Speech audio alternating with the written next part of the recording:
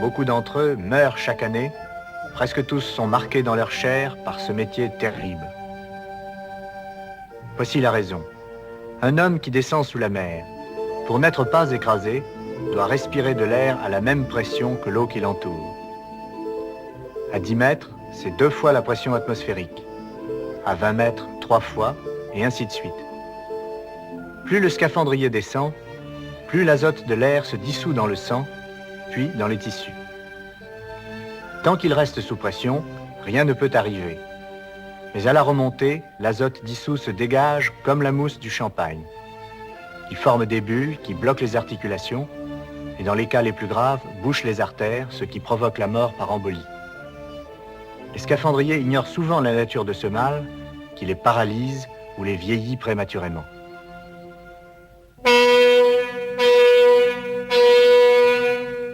Nous sommes soumis au même danger qu'eux, mais nous sommes mieux armés pour les combattre.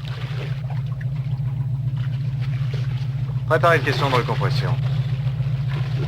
Eh bien, là-bas, qu'est-ce qu'il y a? J'ai une légère douleur à l'articulation du genou. Ah, avec qui étiez-vous descendu? Avec Bébert. Qu'est-ce qui est arrivé, Bébert? Voilà les coupables. Tiens, porte-les à la cuisine. J'étais parti rejoindre la bande qui chassait la langouste. Et en suivant ses bulles tout le long de la falaise, je le voyais descendre à demi engagé dans une faille sombre. Il avait repéré des langoustes.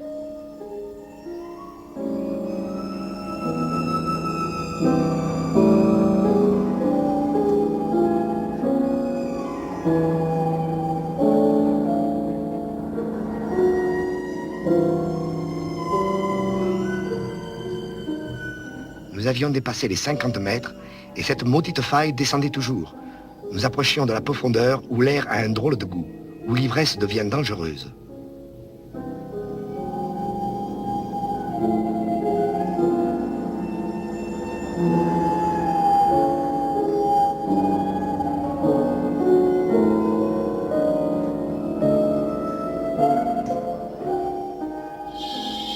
Soudain, j'entends un sifflement bien connu. Laban, à court d'air, a dû ouvrir sa réserve.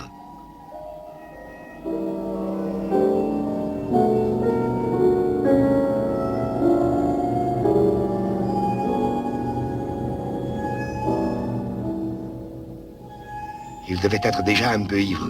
Il a commencé par laisser filer une langouste.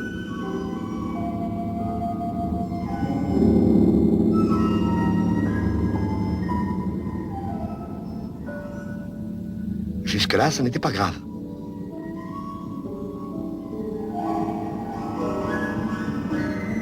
Et puis tout d'un coup, c'est devenu sérieux.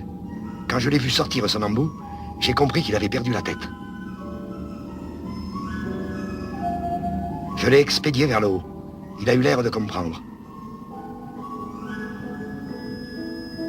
Au lieu de l'accompagner comme j'aurais dû, je lui ai seulement fait signe de s'arrêter à son palier de décompression.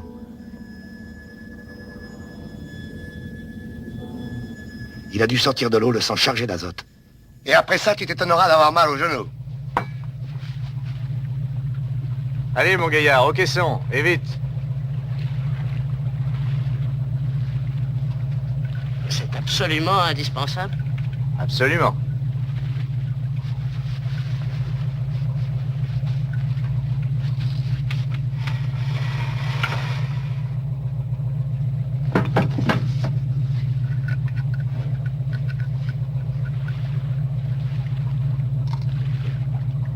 Passez-moi vos tables.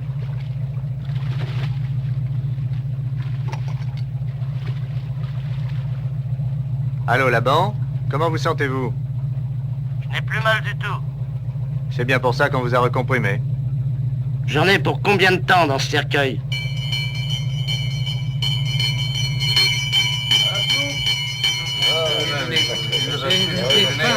« 3 heures d'après les tables.